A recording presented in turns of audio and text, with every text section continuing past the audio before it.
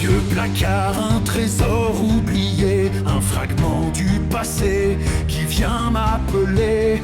Une peau de serpent luisante et imposante, souvenir du Sénégal, d'une époque fascinante. Je la prends dans mes mains, si légère, si étrange, et soudain je le vois dans un décor qui change. Mon père Robert Pavin, jeune et audacieux, mince et grand, sous le soleil radieux. C'était le Sénégal en 1958. Un héros discret, un homme loyal et vaillant. On disait qu'un serpent immense et cruel se pavane, une ombre légendaire qui hantait la savane. Pour sauver une vie, Robert décida vaillamment de vaincre la bête sous ce ciel flamboyant.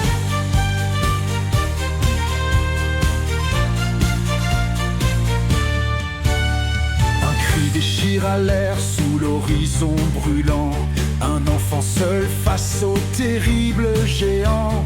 Robert s'élança, le courage en main, face au serpent défiant le destin. Avec un bâton et une pierre acérée, Robert affronta la bête sans trembler. Un duel féroce, un instant suspendu. Le serpent tomba, le héros l'avait vaincu.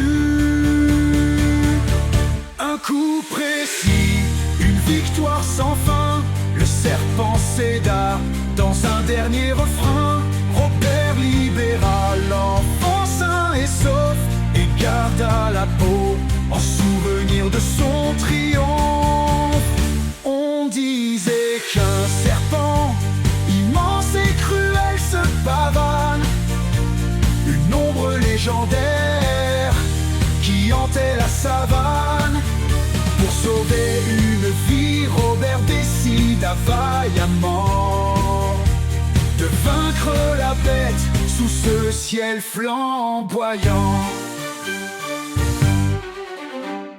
De retour au camp, il fut acclamé, un héros discret mais respecté. Il raconta peu mais les gens de grandir, l'homme qui osa que rien ne put fléchir. Aujourd'hui cette peau est gardée en silence, un achat anodin ou trophée de vaillance. Robert Pavin, un héros bien certain, l'homme qui marche au-delà des chemins.